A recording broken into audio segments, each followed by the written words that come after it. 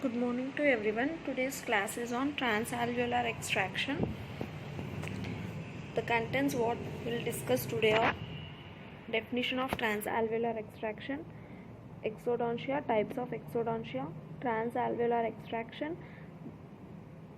indications, contraindications, advantages and the procedure. And lastly we'll discuss the complications which we will face intraoperatively and postoperatively, and at last post-op extraction instructions will. Coming to what's transalveolar extraction, it is nothing but the open method of extraction which involves reflection of mucoperiosteal flap and then cutting of the bone which is obstructing the tooth for the removal of the tooth, and if required sectioning of the roots and then removal. And what's exodontia? It is nothing but it is defined as a painless removal of whole of the tooth or any part of the tooth with minimal trauma to investing tissues such that the wound will heal uneventfully and there will be no post-operative prosthetic problem for secondary pre-prosthetic surgeries. Coming to types of exodontia, it may be intraalveolar or extraalveolar extraction. Intraalveolar extraction is nothing but where we use forceps to extract the tooth. It is nothing but the closed method technique of extraction which we do in our department with the use of forceps and elevators. And extraalveolar extraction is surgical extraction or transalveolar extraction, wherein the name itself indicates we'll open the flap and then remove the tooth. What are the indications for transalveolar extraction? First, we'll go to transalveolar extraction when there is a lot of resistance in forceps extraction or any retained roots which cannot be grasped by the root forceps, or if there is any hypercementosis of the tooth, or if any radiographic evidence of complicated or difficult root pattern like divergent roots, and if there is any sclerosis of the bone which will be seen in the old age patients, and teeth associated with pathologies like periapical granuloma, cysts or tumor, etc., and if the tooth is impacted or embedded.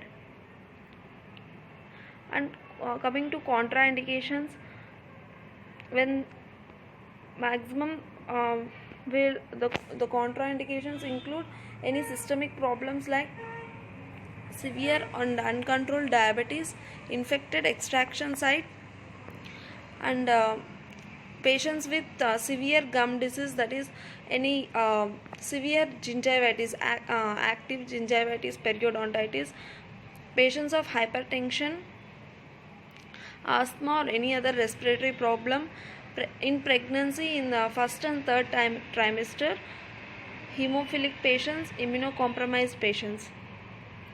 Coming to advantages, what is the most important advantage here is it will give a good access and good visibility, which will, and it prevents the laceration of gingiva, it prevents traumatization of bone and fracture of the tooth, it will reduce post-operative complications. Coming to the procedure, first local anesthesia is given. First of all, prepare the patient for transalveolar extraction and then give local anesthesia. Then incision and flap design is made and then bone removal is done. If it is difficult even after bone removal, then sectioning of the tooth is done, then elevation of the tooth with the elevators, and then at last the most important thing, to avoid the pre-prosthetic surgeries, the smoothing of sharp edges of the bone with bone file and debridement of the socket. If there is any granulation tissue secondary to any periapical infection, and then suturing of the flap. First step, where the local anesthesia is given. Here, depending upon the quadrant to be extracted, we'll give local anesthetic blocks. Then incision and flap design. The incision is nothing but it is a cut or wound deliberately made by an operator in the skin or the mucosa using a sharp instrument such as a surgical blade, so that the underlying structures can be exposed adequately for the surgical axis. The type of incisions given are horizontal incision, vertical incision, and semilunar incision. Horizontal incision, which is directed along the gingival margin, either mesially or distally. Here,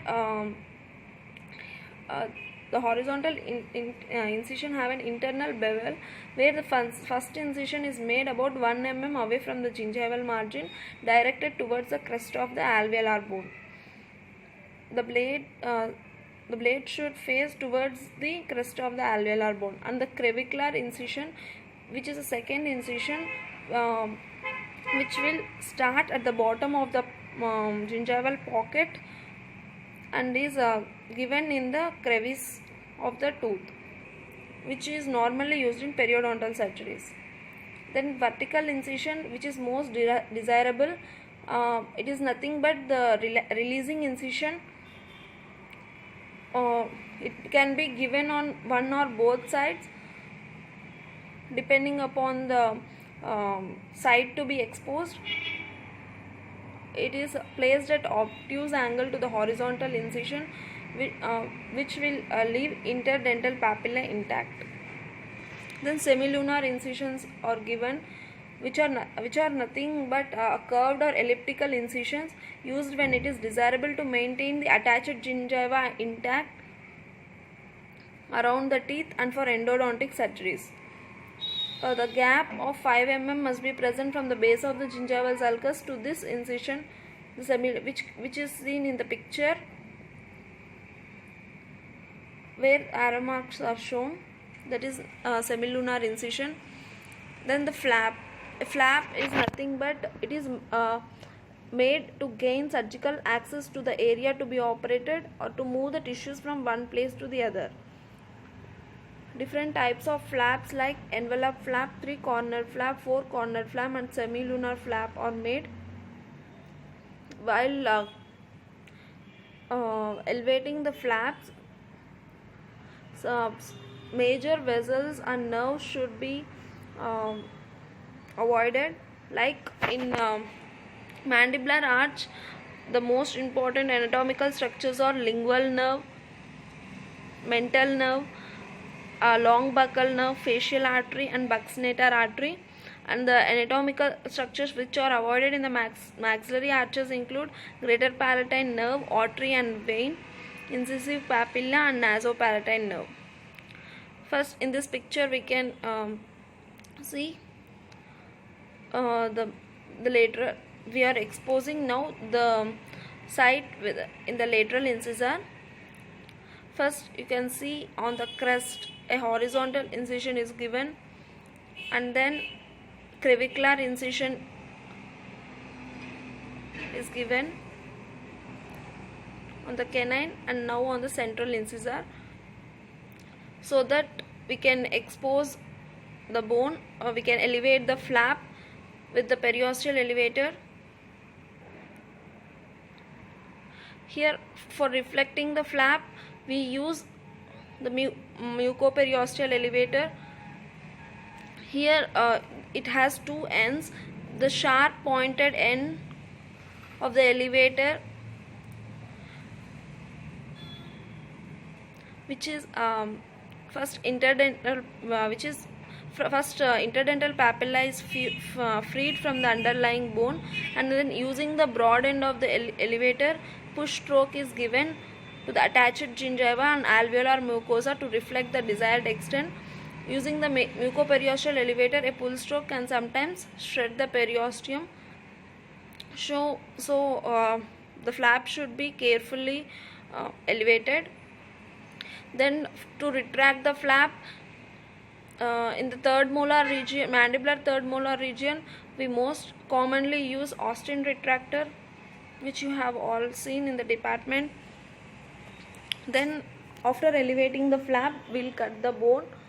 The bone is removed to some extent to expose the underlying tooth or root.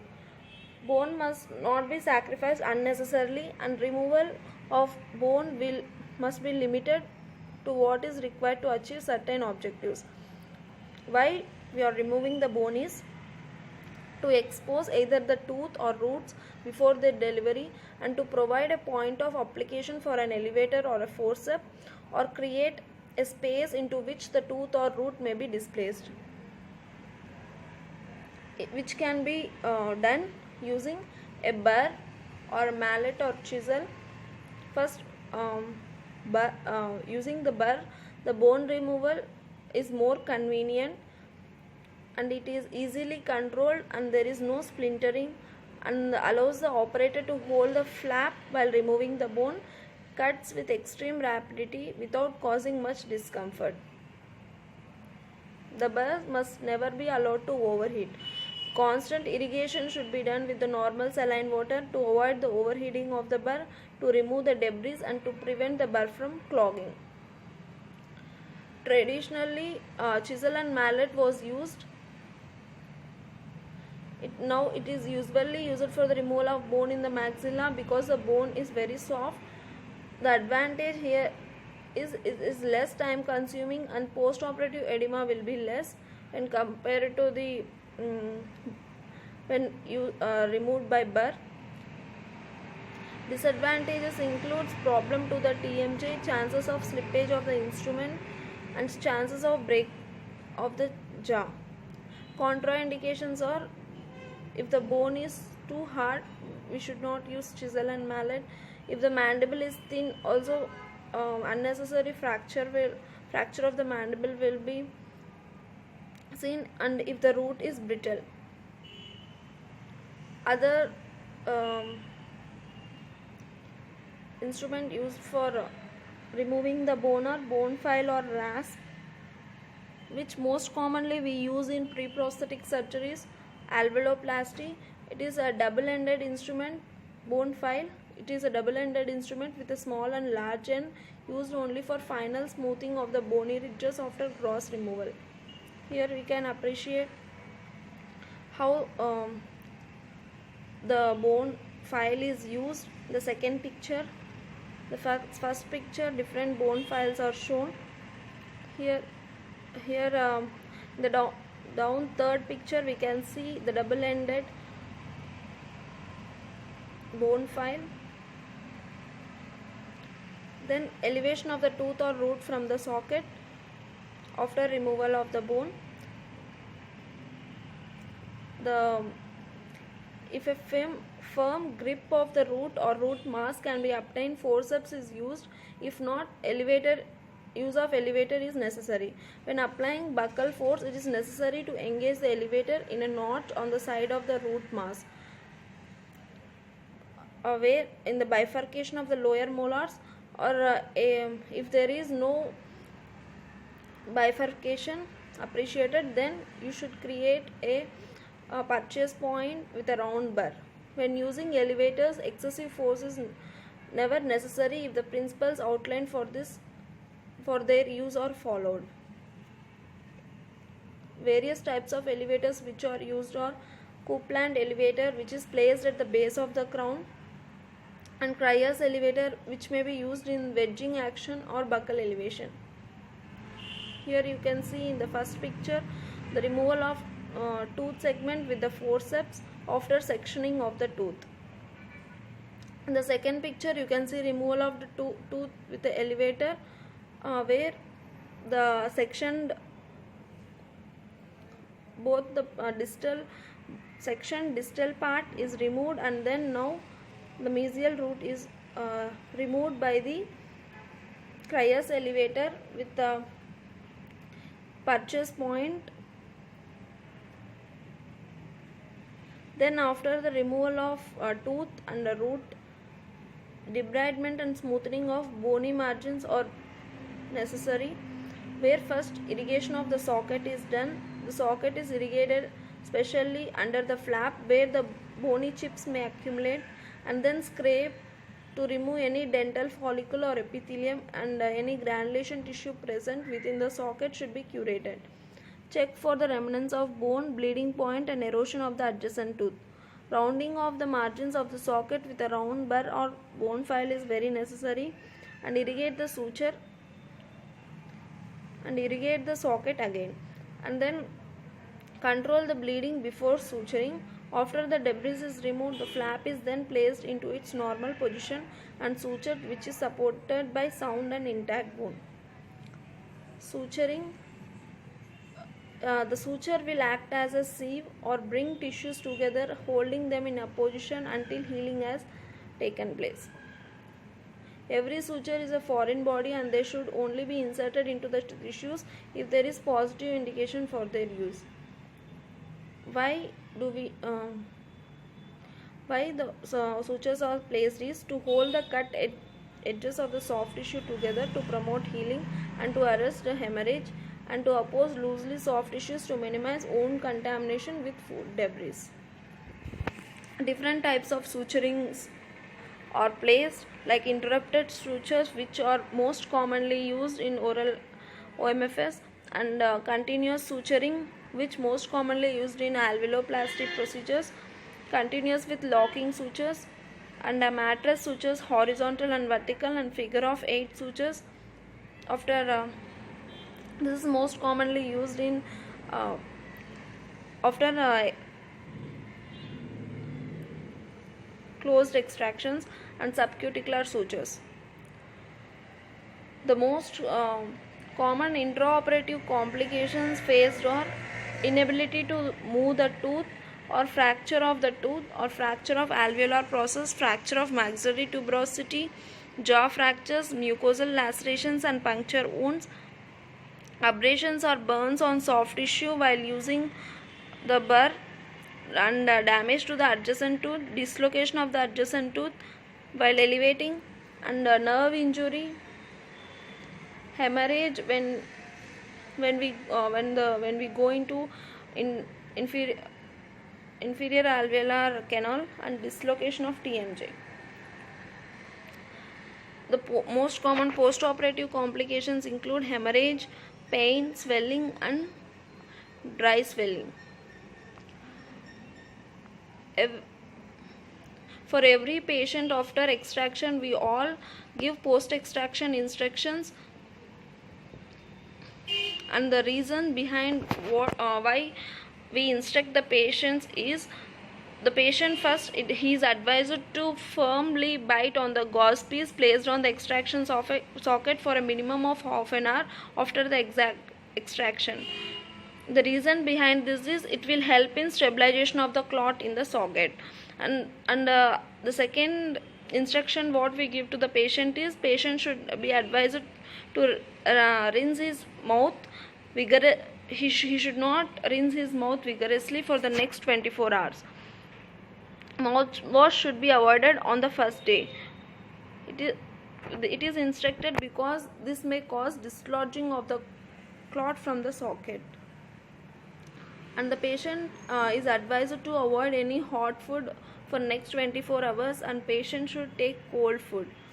Here the heat will cause vasodilation and will encourage bleeding from the socket. Also the reason may be numb. The patient may not be able to sense the heat and can produce burns.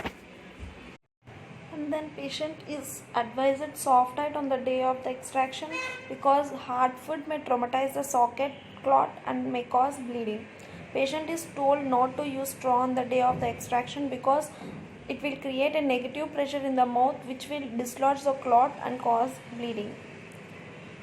And the other instructions given are warm saline water, rinse, and gentle brushing should be advised for the next day, because it's very important to maintain good oral hygiene, and this should be stressed repeatedly, and the patient should brush normally from the next day and also supplement it with warm saline water, rinse instead of mouthwashes, which will help to prevent infection. and anti-inflammatory analgesic should be prescribed because in any extraction procedure followed, some amount of pain and inflammation is seen. So the analgesics will help the patient keep comfortable and pain free during the healing period. Thank you.